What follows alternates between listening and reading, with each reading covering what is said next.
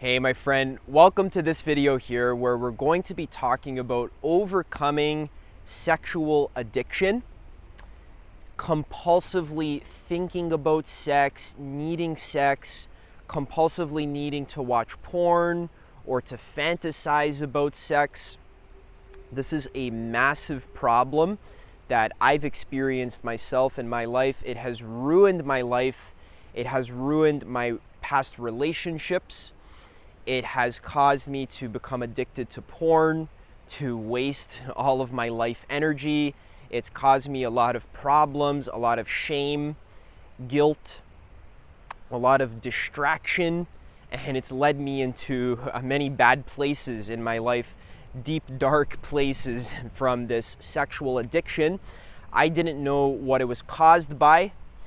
I didn't know how to deal with it, how to deal with my cravings when they arise, how to relate with my sexual energy in a healthy way that doesn't hurt me or my loved ones. And I wasn't able to have a fulfilling sex life because of this problem. So in this video, this is exactly what we're going to be talking about. I went on a long journey where I was able to discover the root cause of what causes sex addiction, why you're constantly fantasizing about sex, why you can't seem to go longer than 3 days without needing to jack off or watch porn. This video also, by the way, is going to be relevant for women who struggle with sex addiction, but I'm mainly going to be targeting men because I feel like this is a more prominent problem in men. But on my journey, I discovered the root cause of what was causing this cycle, this habit of mine that I couldn't break for the life of me. I tried NoFap, I tried blocking websites on my computer. It seemed like the more I tried to shove this demon down, the more angry it would get, and it would come back even stronger the next time. So it would create this cycle of watching way too much porn or fantasizing way too much about sex and then needing to quit. And then finally I would be able to quit for a week, 2 weeks, and then it would just come back even stronger, and then I would relapse and I would be guilty and shameful, and it ruined my life. So on my journey, I discovered what the root cause of this cycle was and how to solve it within myself, how to work on it within myself. It's something that I'm still working on. However, I've gotten so much better with my relationship to my sexual energy. I feel better about it. I don't feel like I'm scared of my sexual cravings. I'm able to accept myself as I am and to actually use my sexual energy in a positive way, a loving way that helps to benefit other people in their lives, to create art, to transmute the energy into loving creation, to help others. And also I'm not scared anymore of my sexual cravings, and when they arise, I'm able to stay with them. I don't need to shove them down into a little hole and suppress them. That doesn't work. And I also don't need to act out on them by watching porn or by chasing sex of some kind. All right, so we're going to be sharing the solution to this problem today. I'm just warning you that it's going to be a deep level solution that is absolutely not a quick fix, something that you can change tonight or tomorrow. There are going to be some practical tips like diet changes that actually do help your sexual energy to be more manageable. But at the core, this is a mindset thing that's going to take a long time to unravel and uproot. And that's okay. That's all right. This is actually a beautiful journey that we're going to go on. You can learn so much about yourself, about others, about women, about men, about creation, about relationships, about sexuality, about desire, about love and passion. So much you can learn about this subject by really allowing yourself to undertake this journey without needing to be in a rush to solve it like right away. There's actually a lot of deep lessons that you're going to gain along the way by really meeting yourself where you're at and not needing to change so quickly. Okay? So yes, we are going to get long-term changes in your behavior, in the way your mind works, the way you relate to sex. You're going to gain more control over your cravings. You're going to be able to direct it towards something useful and beneficial to humanity. But I'm just warning you, it's going to take some time, and that's good, actually, because this is a journey that's going to transform you as a person, and we don't need to rush it. We actually, the more you enjoy every step of the journey and you really appreciate it, the faster it'll go. Okay? All right. So I told you a little bit about my story. Ever since I was young, I just had this tendency to escape my reality and go into sexual fantasies. This was ever since it goes back to when I was 2 or 3 years old. And I know that sounds crazy, like what? I didn't know that was possible. But yeah, little kids are sexual beings. All beings are sexual beings.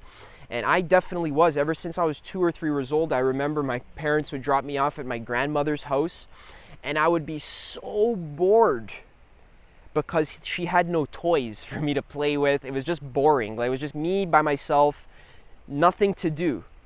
And the only way I was able to cope with this discomfort and this boredom and this lack of attention being given to me was to just escape into sexual fantasies of all kinds. That was the only thing that made me feel better. All right?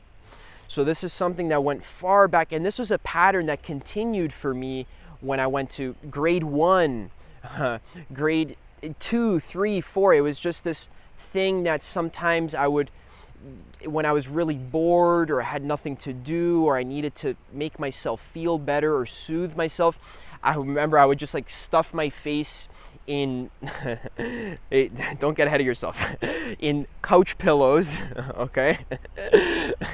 Stuff my face in couch pillows, and so it was just all dark, and I would just fantasize sexually, and this is how I'd entertain myself, and it was fun, and that's what I would do. So this problem continued for me, and I realized that I actually had a sexual fixation. And this, when I was 12, 13 years old, I discovered internet porn, and then, whew, right? It's just like infinite, sex all the time, right? Constantly just, if something feels good, you just keep going back. You keep reaching your hand back into the same jar because there was cookies in there last time. It felt good. So you're just going to keep doing it over and over and over and over and over again. And it's going to become a fixation, a compulsive habit that is very difficult to break, and it kind of cements in your mind, and it is difficult to change. We're going to talk about that in a second. So, yeah, this was my story, and I really realized that sexual fantasy was a core part of how I dealt with boredom, and it was actually how my mind was able to avoid facing pain, discomfort, and boredom. All right? So this is where we get to the root cause of what this is caused by, okay? So when I was 16 years old, I was very lucky. Well, before I was lucky, I was very depressed because all I would do all day is play video games and jack off obsessively to the point where I was so depressed that I had no choice but to go online and search for help, where I discovered personal development and meditation. My teacher told me that meditation is the #1 most powerful habit on earth for improving yourself and transforming your psychology. So I started with meditation, 20 minutes a day. Then I started going on retreats as well. And on these retreats was when I started to discover really the roots of what was driving this sexual craving and addiction. So I would be sitting there on this meditation retreat, which if you don't know what that is, basically it's like you go away to some place. It's a center, it could be a house, it could be a piece of land, and you go for anywhere between 5 days and 10 days. You can go for months even. Most of my retreats were about 10 days long. And what you do basically is you sit there on a cushion for 10 days straight. And there's no phone, there's no video games, there's no talking, there's no anything. There's no entertainment. You can't watch the news. Sometimes, yeah, you can go out for a walk outside. You can eat food. You can use the bathroom. But most of what you're doing is just being mindful. You're being aware. You're doing your best to stay present and to pay attention to what your mind is doing all day during these 10 days. Okay? I've been on over 20 of these retreats, and maybe even more, and they are always extremely difficult, especially in the beginning when I started. They're so difficult because I was forced to face my habits and my tendency for perpetual avoidance of the present moment. My mind it seemed like my mind was just like an avoidance machine, where the second I would feel a little bit bored, I would just spin some kind of fantasy. It could have been about video games, it could have been about work or money or food, and often I found that these fantasies were about sex. Because think about it, if you're sitting there, you're bored, you're on a cushion, you've been there for 5 days, you still got 5 days left, you're trapped in this area, you can't leave, or you can leave, but you don't want to leave because you made a commitment to yourself, you paid money and so forth. So think about it.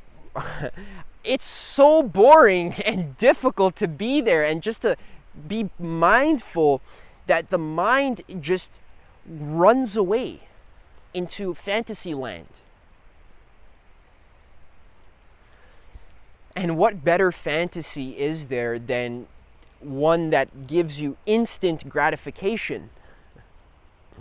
The desire for sex, and I would have intricate sexual fantasies for hours.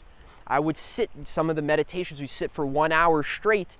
It would just be like, the sexual fantasy would just be like, it would just be like constant. It would be pervasive. It would change and morph and move into different forms of sexual fantasy, and I just noticed my mind just keep reaching its hand back into this cookie jar of pleasure whenever I was, whenever I was forced to face the reality that I'm just sitting here, I'm uncomfortable, my knees hurt, what am I doing here? I want to go home. I want to go on my phone and play video games. I want to avoid, right? So this is why I went on the retreat, because in Buddhism, it was a Buddhist style retreat, but it's not about Buddhism. It's about just the nature of mind, the nature of existence. Your mind is just always avoiding being present. Sure, you have no problem being present when you're in a beautiful forest area, there's a river, even sometimes you still struggle to be present even when you're in nature. But your mind is basically just conditioned to just run away into fantasy land of all kinds, not only sexual, but financial, spiritual fantasies. You can have social fantasies, you can have career-based fantasies, etc. So this is your conditioning. This is what you've been doing ever since you were very, very, very young, very young, even before you could talk, very, very young, whenever we face the reality of discomfort, pain, we don't get what we want instantly, the mind becomes sort of traumatized, you could say, and then it has to find coping mechanisms in order to avoid its pain and suffering. And these coping mechanisms, they work once, so then the mind clings onto them and then keeps reaching its hand back into the same cookie jar because it worked once, right? This, when I was very, very young, before I could even talk, there must have been some painful event, and there's, just fantasizing helped me feel better. So since it worked this one time, I'm going to keep doing it and keep doing it and keep doing it and keep doing it. And it gets to the point where it stops working and it actually doesn't work anymore. It doesn't really help you to deal with this pain and this trauma or the reality of discomfort. It's a reality, right? Reality is uncomfortable sometimes and there's nothing you can do about it. But we think there is something you can do about it. So that's why we develop all of these coping mechanisms. Some people latch more onto sex, like me. Other people will latch more onto food. Other people will latch more onto games or entertainment. So the mind latches onto these deep coping mechanisms in an attempt to feel better and to just avoid pain. All right? So that's the root cause right there of your constant sexual urges and cravings. Now, first of all, I want to say that sexuality and sexual cravings are normal.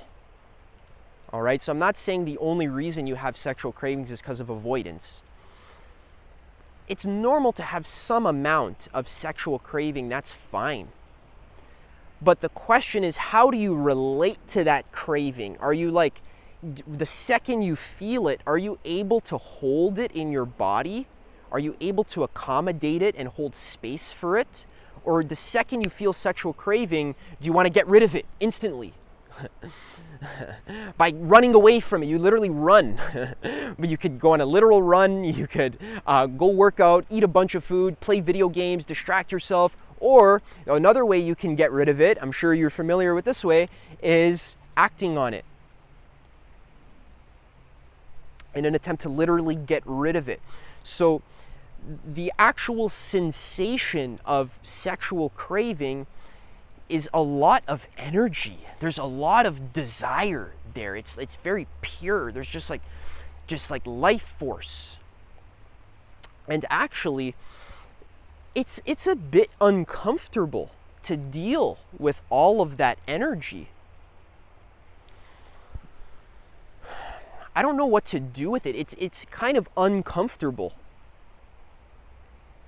So the way I learned to deal with it when I was young and in my teenage years is just to blow it out of my genitals. So what's the solution here? So before we even get to the solution, I just need to make sure you're clear what is causing this. The root cause of sex addiction, constant sexual craving, needing sex, watching porn constantly, it's just the avoidance pattern. Okay?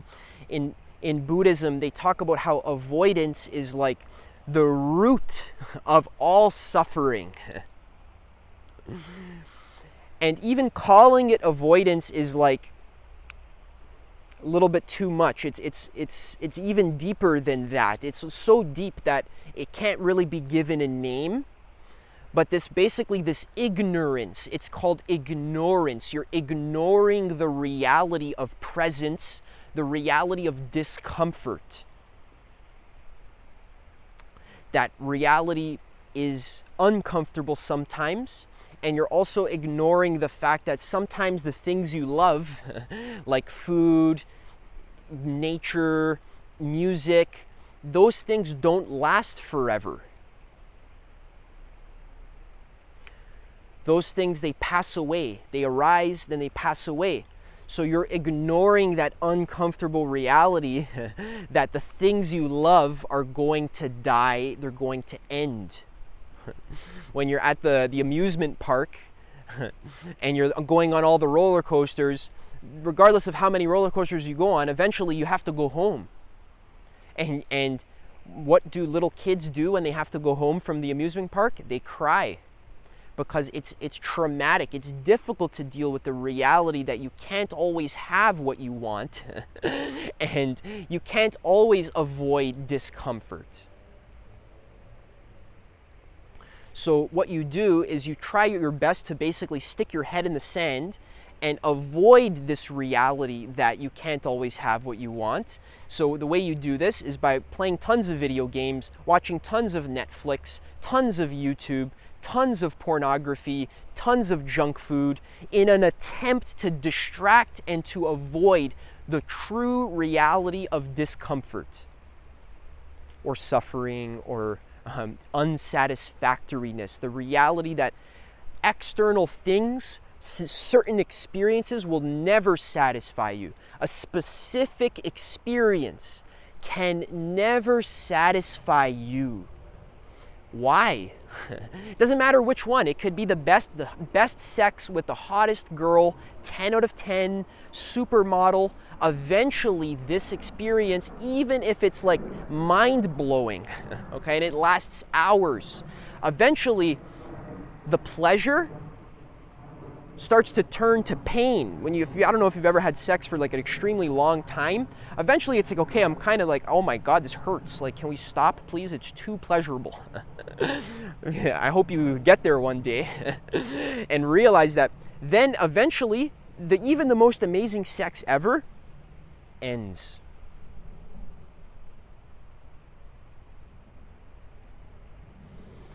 And then what's left after that?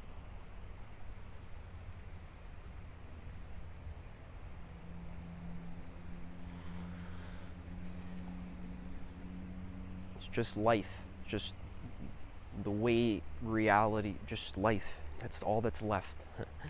The truth, the bareness, there's this void, right?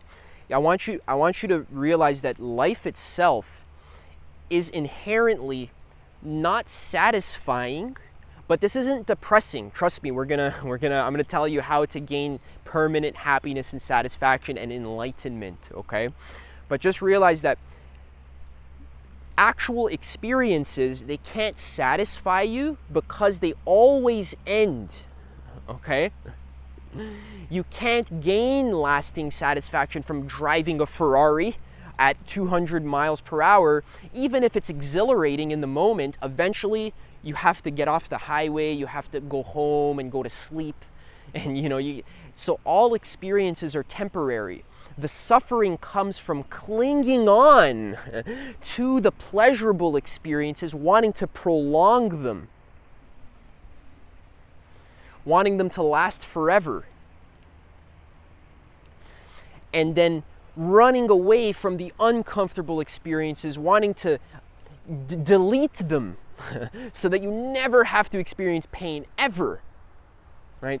That's where the suffering comes from, the unwillingness to accept the truth of what is here. Because no matter how hard you try to hold on to a temporary experience, it will always slip through your hands. In the same way, it's like trying to grab a hologram, like an illusion. You can't grab it because all experiences are just flickers on your mind. They're temporary. You can't hold on to it. They're going to pass. Regardless of how hard you try to preserve it, eventually you're going to die. And you're going to change into another form. All experiences are born, exist for a bit, and then they die, always. They change into something else. So ignoring this reality is what causes desire for distraction and sex and food and entertainment. Okay? And then when you don't get what you want, you get angry and pissed off. All right? I can't get the sex I want. I'm gonna try really, really hard to get it. I'm gonna go to the gym 6 days a week. I'm gonna do no fap.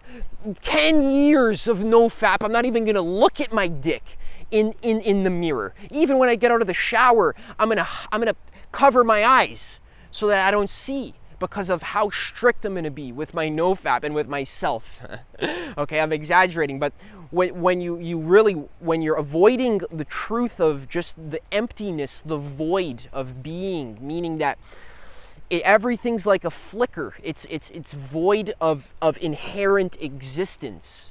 It doesn't exist on its own. Objects don't exist on their own. They're more like a movie where the light is being projected onto a screen. They can only exist for a little bit, for a couple frames, and then they kind of change into something else. This is the nature of existence. You can learn this for yourself by sitting and just paying attention to what experiences are. That's what meditation is, and that's the solution to this whole thing.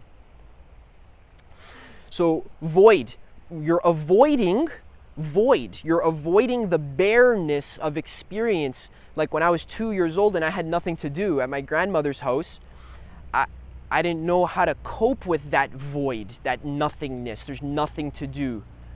There's nothing to entertain. It's just me sitting on the hard ground, and that's it. I didn't know how to deal with that, so I learned a void dance, where I would dance around the void and do everything I could to avoid avoid dance. Get it? That's what you're doing. Avoidance is just dancing around the void, the fact that nothing can satisfy you as long as it's an actual, no experience can satisfy you. So then, okay, Adam, what will satisfy me? Like, because this kind of sounds dark and sad and depressing. Like, okay, so you're saying that, like, I'll never be satisfied ever? Like, you know, might as well just kill myself at that point. So no, there's no need to do that, because actually you can gain lasting fulfillment and satisfaction. But the caveat is that it can't depend on a specific experience, including sex, or money, or status, or whatever it is. Your happiness can't depend on a circumstance. It has to be unconditional, meaning that if I'm sitting in a meditation retreat and I've been here for 6 days and my ass hurts, can I be happy then? Can I be awake then? You might say, Adam, that's impossible. Well, no, actually, don't get ahead of yourself. What I'm saying is that it is possible to gain deep, lasting, transformative, beautiful joy and bliss and abundance and infinite goodness that is good for you and for all beings. You can gain infinite bliss and pleasure and goodness and enjoyment and satisfaction. That is possible to gain, but there's only one way to get it. The answer is to not avoid what is actually here.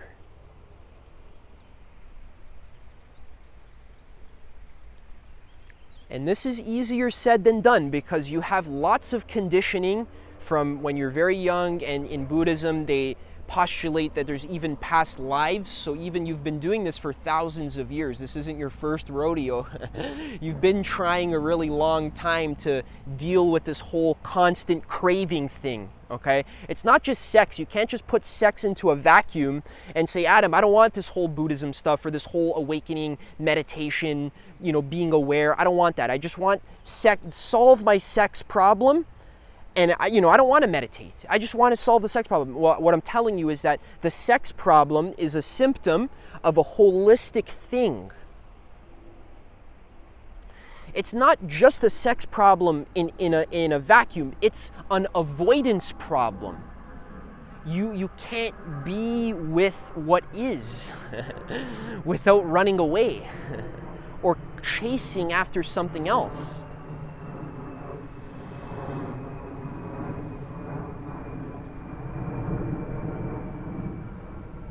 So that's the cause of suffering. The solution is to retrain your mind to stop running away, and you meditate. Practice being with what is. So, okay, I'm going to give you some practical tips for you can apply, okay? You can actually apply it, all right? You can install a 20-30 minute meditation practice. That's what I've talked about on other videos. I have other videos about it. I even have a free community where we talk live about it. We meditate together. You can join at the link in the description. But you need to install a meditation practice in your life. And what this meditation practice should look like is you devoting time in your day to be with what your mind is doing.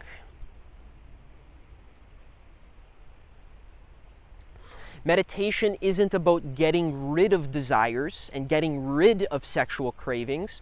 Meditation is about developing the capacity to be with it as it arises, as it exists for a little bit, and allowing it to pass away on its own without holding on to it or chasing after it.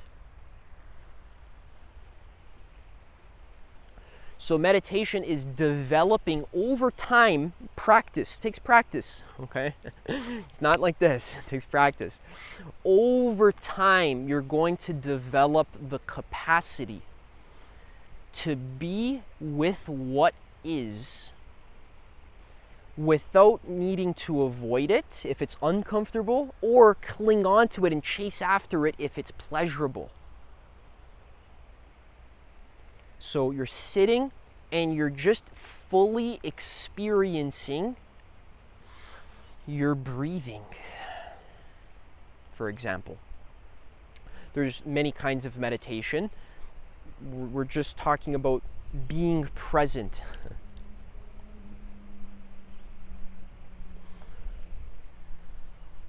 So with practice over time, you're going to develop this capacity to allow difficult, painful, angry, sad, shameful, lustful emotions to arise. You're going to allow them to arise without shoving them back down. Thoughts of murdering your parents, that's allowed. So it doesn't mean you act on it. That just means it's allowed to exist because it's real. It's here. So you're being with all things. Just being with it. Doesn't mean acting on it. It means being with it without running away from it. Just watching it. Or experiencing it is a better word than watching it. You experience this uncomfortable thing. It could be sexual craving. It could be thoughts of murdering someone you hate, right? You let it exist. And you also let it go when it goes, because it will go. It can't exist forever. Nothing exists forever. It's going to go eventually. So you let it go when it wants to. This is how you develop a mature mind that has a large capacity to be with the full range of experiences that we are blessed with here on earth, including the hellish ones and the godly heavenly ones. All of them are allowed to come and go in your being without clinging or pushing away. Okay, this is what we develop over time. So even if, you sit down to meditate and it's just an hour straight of sexual fantasies, don't judge yourself for that. That's okay. you need to pay attention to the clinging. You have to see what your mind is doing. You have to see it. You can't just listen to this video and know it conceptually. You can't read a book about it. It doesn't matter. You can't watch a YouTube video that's going to help you deal with the primordial avoidance that you've been doing for thousands of years. This needs to be worked on your own, in practice, or with a community. I recommend a community. It's very helpful for supporting you. This is how you can actually really see the root of this craving. See it as it's arising. And then you'll start to understand, you'll see why and how it's arising. And then once it's seen, the root of it is seen, it starts to soften, and eventually it's allowed to dissolve. Because this constant craving, what it is, it's a fixation. It's like a frozen piece of reality it's like this seed that is constantly growing roots and shoots, and it's growing all these issues in your life.